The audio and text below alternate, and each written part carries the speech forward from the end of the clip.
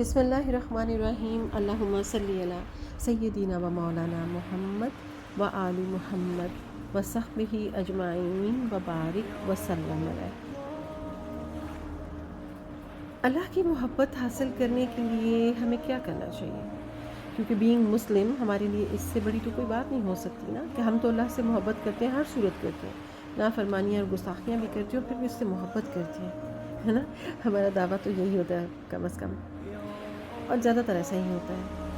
تو ہمیں ایفرٹس کرنا ہوں گی نا، کچھ کوئی مقصد، کوئی حصول کسی مقصد کا ہوتا ہے ہمارے ذہن میں، تو پھر اس کے لیے ہم نے ایفرٹس کرنا ہوتی ہیں۔ تو اگر ہم اللہ کی محبت حاصل کرنا چاہتے ہیں تو ہمیں کیا کرنا ہوگا؟ ہمیں محسنین بننا ہوگا، کیونکہ اللہ تعالیٰ فرماتا ہے ان اللہ یحب المحسنین، بے شک اللہ نیکی کرنے والوں سے محبت کرتا ہے۔ البقرہ 195۔ متقین بنیں، کیونکہ اللہ فرماتا ہے ان اللہ یحب المتقین، بے شک اللہ تقوی والوں سے محبت کرتا ہے۔ التوبہ 4۔ مقسطین بنیں، کیونکہ اللہ فرماتا ہے ان اللہ یحب المقسطین، بے شک اللہ انصاف کرنے والوں سے محبت کرتا ہے۔ المائدہ 42۔